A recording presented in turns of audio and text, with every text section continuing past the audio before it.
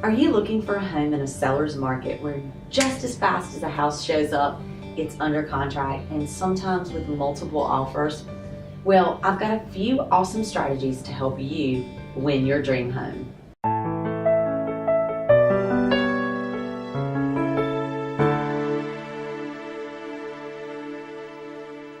I'm Gretchen Coley in Raleigh, North Carolina, and in today's video, we're discussing my top 5 tips for getting your offer accepted even in a seller's market. You know, I have clients who sometimes wonder if it's even worth trying to compete against other buyers in a seller's market, especially where there's very little inventory. In our market, it's not unusual for a seller to receive 2, 3, or more offers on a home that's well priced. My advice to those clients is it's almost always a good idea to write an offer, as long as you're realistic. You know, you miss 100% of the shots you don't take, right? So here are my top tips to make your offer to purchase outshine the rest. Number 1, you want to submit with a large enough due diligence and earnest money deposit. You know, pending home sales sometimes blow up, especially in North Carolina under due diligence. And many sellers are worried that once they commit to an offer, the winning buyers might back out of that transaction or default on the contract after the other buyers have long disappeared. The due diligence deposit is a negotiated amount of money that you pay the seller to take the home off the market while you do your due diligence. This is a non-refundable deposit. The earnest money deposit is held in escrow and it's refundable until your due diligence date is up. Both of these will become part of your down payment if you go to closing.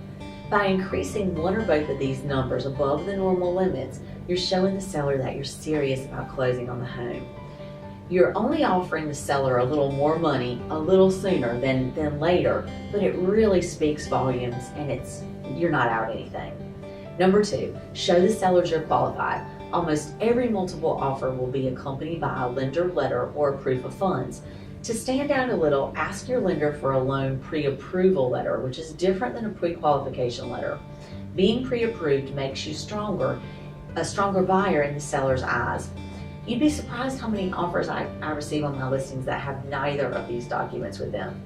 Number 3, keep your offer clean. I know that sounds funny, but keeping your offer as clean as possible means just that. Stick to price and terms and don't ask for a ton of personal property unless it's already being offered up by the seller.